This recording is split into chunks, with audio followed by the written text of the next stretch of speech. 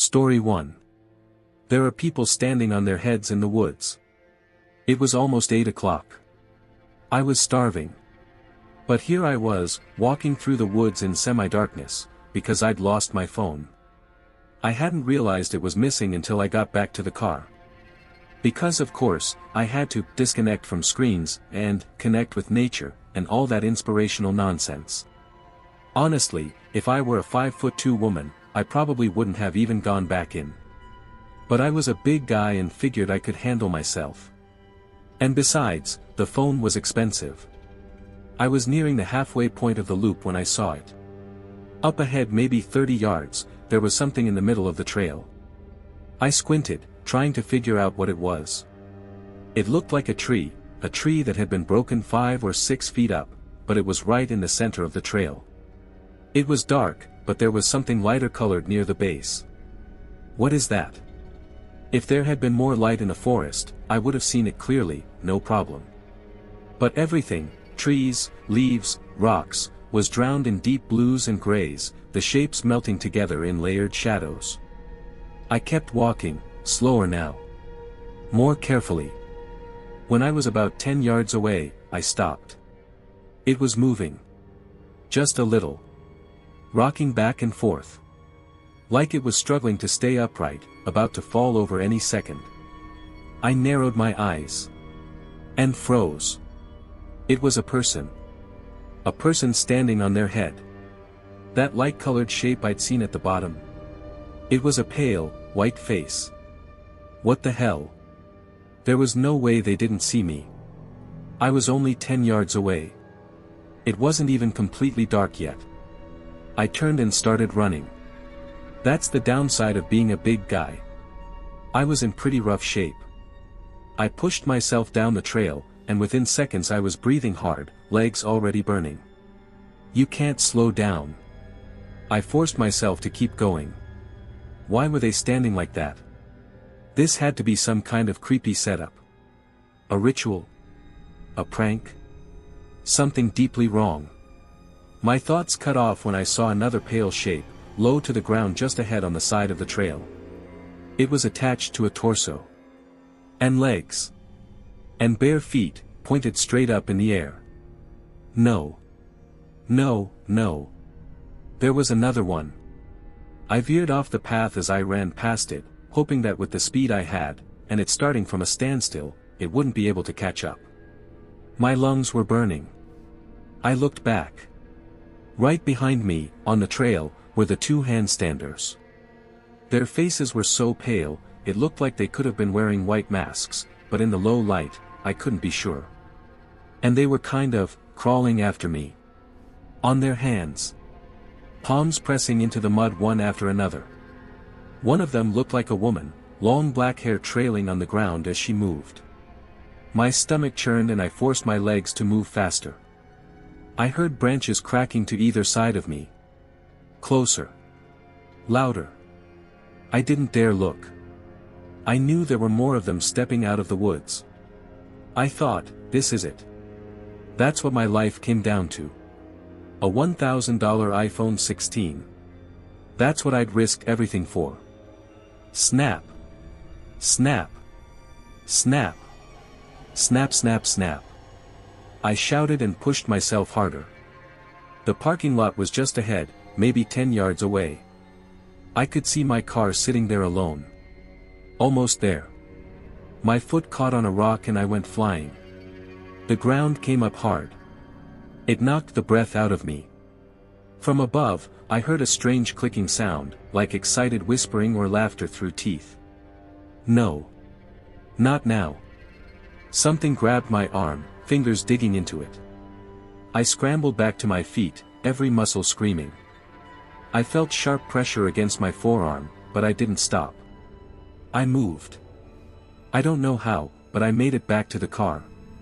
Warm fluid was sliding down my arm. I started the engine and tore out of there. But before I made it to the road, my headlights swept across the trailhead. There were more of them there. Standing perfectly still. On their hands. Palms planted on the ground. Feet pointed at the sky. Pale faces and dark, gleaming eyes fixed straight on me. I only saw them for a second. And then I was gone, back on the main road, tires screaming beneath me. Story 2. I took a job watching security cameras on a remote island. There's no one left to call. 3 weeks ago, I accepted a contract job that sounded too good to be true, $4,000 a week to monitor a private research facility's security feeds on a remote island. The job came through a defense subcontractor I've worked with before. Short term. Solo placement. Everything provided: food, shelter, satellite comms, and complete autonomy. No tourists. No locals. Just me and the monitors. I figured it'd be peaceful. They flew me in by helicopter. The pilot didn't say a word. Just a 45-minute ride over endless gray water and low clouds. When we landed, the facility looked like something from a Cold War film: low concrete buildings, twisted trees, and antennas reaching toward the sky like skeletal fingers. The handoff was quick. A clipboard. A list of passwords. A man in a black coat I never saw again. They told me my only job was to watch the cameras. There are 78 feeds in total: hallways, labs, perimeter fences, server rooms. Most are empty. Always have been. The only regular movement is the wind outside or the slow rotation of ceiling fans. I asked once what happened to the previous staff. The reply came through the satellite phone in a text-only message. You are not authorized for that data. By day 3, I was talking to myself just to hear a voice. By day 5, I was sleeping next to the main console. I stopped checking the calendar around day 8. Then, last night, camera 12 went dark. It's one of the hallway feeds labeled Sublevel 3. I didn't think much of it, the wiring's old, and sometimes cameras flicker during bad weather. But when I went to check the breaker box, there was no Sublevel 3 listed. Only 2 floors on the diagram, ground and Sublevel 1. Still, camera 12 had always been there. I'd watched that hallway loop for days. A clean, quiet corridor. Until it wasn't. At 2:46 a.m., camera 12 came back online. But the hallway was different. The lights were dimmer. The walls were smeared with something dark, like corroded metal or heavy stains. And down at the end of the hallway stood a figure. Not walking. Not moving. Just standing there. Facing the camera. I tried to zoom in, but the feed began to distort. The figure didn't react. It just stood there, completely still, arms at its sides, like it had been waiting for me to look. I called the emergency contact number. It rang. And rang. Then all 78 cameras cut to static. The console rebooted itself. When the system came back online, camera 12 was gone. Like it had never existed. This morning, I tried to leave. The helipad is still there, but no signal is getting through. The satellite phone only shows NO link. The generator's fine. Power is on. But I'm here. Alone. Worse, the unopened supply crates in the back room, the ones marked for month 2 and month 3, had already been opened. They were empty. I don't think I was sent here to observe anything. I think this is the assignment. Not to monitor. Not to report. But to remain here. To be isolated. I've started hearing a humming noise behind the walls, faint mechanical tones, like a lullaby filtered through static. They're not coming from the monitors or the speakers. They're coming from beneath the floor. And sometimes, when I sleep, I see a hallway I've never stepped into. Dim lights. Cracked tiles. A shadow at the far end. Not moving. Just waiting. If this message somehow reaches anyone, don't respond. Don't try to come. I think whatever this place is, I'm already a part of it. And the next person they send will be watching me. Story 3. They'll remember me as a teacher. Not what I'm about to become. I've been hurt. Let's get that out of the way. I'm not making it out of here. I don't know how long I have before I change. So, we have to hurry, okay? I start to draw on the whiteboard. This is the school, this is the gym, and here is where the teacher's lounge is. The wound on my leg is still bleeding, I know they can see it. I pause to tighten the makeshift bandage. We don't panic, I say slowly to my 7 remaining students, their faces pale and wide-eyed. We plan. They glance at each other nervously. I put on my best face. They need to feel calm if this is going to work. If they freeze out there, they won't stand a chance. I start handing out thick textbooks to everyone.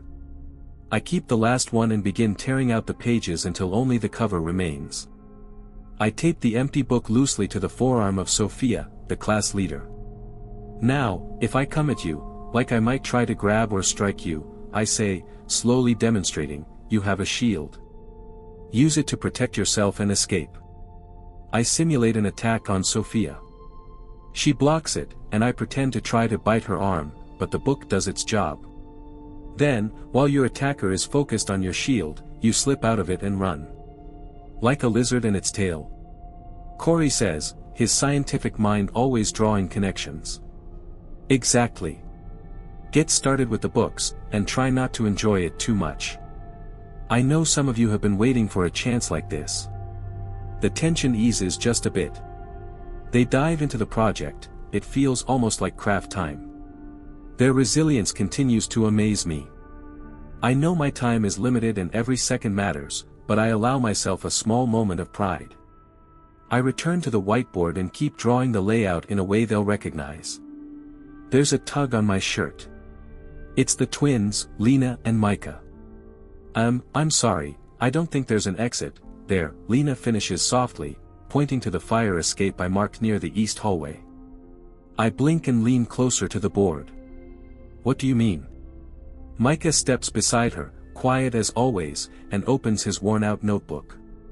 Inside is a rough but detailed sketch, our school. You made this? The detail is surprisingly accurate. It got sealed up during the summer remodel. The other side of that wall is a bathroom now, she says calmly. They're right. How did I forget that? I hand the marker to Micah, and the twins begin updating the plan on the whiteboard. I check on the others. Sophia's done with her shield and is already making extras for Lena and Micah. She's quick to notice needs and fill them, without being told. There's a dragging sound outside the door. Everyone stops and listens. The blinds are closed, that's lockdown protocol, but the slow, scraping noise of something moving unevenly. We call them whinnies. They're the most common around here.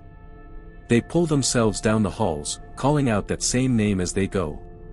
Winnie. Sophia wraps an arm around the smallest girl, Ellie. Corey gently places his shielded hand on her back. Winnie.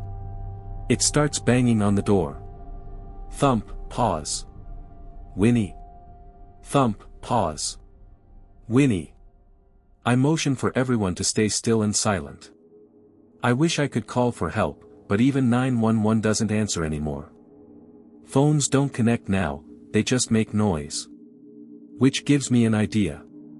I go to Antonio and gesture for him to take out his phone. He looks at me, confused. I've written him up before for using it in class, I know he still has it. We don't have time for rules. Take out your phone, I say in a hushed voice. I'm not taking it away. Thump, pause. Winnie. He hesitates. My mom told me not to lose it. She won't be able to get me another, he whispers. I nod, understanding. I motion for him and everyone else to pay close attention. I pull out my phone and write my number on the whiteboard. Dial this, and when I give the signal, press call. Antonio gives me a small nod. I then motion to Derek, the biggest kid in class, to come closer. I remember his grandmother once showing me pictures of him playing pee-wee baseball. I trust him to make the throw. I need to manage the door, he needs to make sure the rest of the plan works. My head is beginning to throb. Derek crouches beside me, eyes darting from the door, to my leg, to the dim light of my phone. "Where do you want it?" he whispers. "Far," I say. "Down by the art wing lockers. Remember how the floor tilts? Let gravity do some of the work." But it still has to ring. I hand him the phone. I count down silently from 3, then crack the door open just enough. Derek releases the phone with a smooth underhand toss, sending it sliding down the hallway. I slam the door shut again. "Now, Antonio," I say, bracing the door against the pushing from the other side. Seconds later, my ringtone blasts from down the hall. The pressure on the door immediately lessens. "Winnie." We hear the dragging footsteps slowly retreat. The ringing fades, and so does the danger. For now. I have to sit down. My whole body aches, and my leg burns like it's on fire. They watch as I sink into my chair, and I see their expressions start to drop. Like air leaking out of a balloon. "What do we do when we're outside?" Sophia asks softly. "Look out for one another. Find somewhere safe. Keep learning. I don't know what's out there, but I believe in every one of you." "We could go to my house," Ellie offers quietly. "I don't have any neighbors. It's kinda far, but we've got room, and my mom's been canning vegetables all summer." She rarely speaks in front of the group. Just like all the others, she's changing right in front of me. Growing up too fast. I wish I could go with them. I wish I could make sure they're safe. But that's not my job anymore. It never really was. My job has always been to prepare them, for everything. "Everyone, look at the whiteboard. Try to memorize the escape route. You can't take the usual exits. 5 minutes, then it's time." The world is starting to tilt around me. They stand bravely. I watch them one last time from behind my desk. Derek stands guard by Ellie. Corey has his shield ready. Lena and Micah grip their hand-drawn map. Antonio grabs all the phones from the confiscation box and slips them into his pockets. And Sophia, steady and strong. "We don't panic, we plan," she says as the last of them steps out into the hallway. They're ready now. When they're gone, I just sit and look at their empty seats. I feel the warmth trickling down my leg and the growing puddle beneath my chair. There's a sweater still draped over one of the desks. "They'll need every edge they can get," I whisper. With a groan, I get up and grab the sweater. I open the classroom door, and for just a moment, I wonder. Would they still recognize my voice if I called out? "Winnie."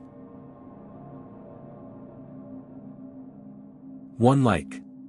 1 subscription. That's all it takes to keep the nightmares coming.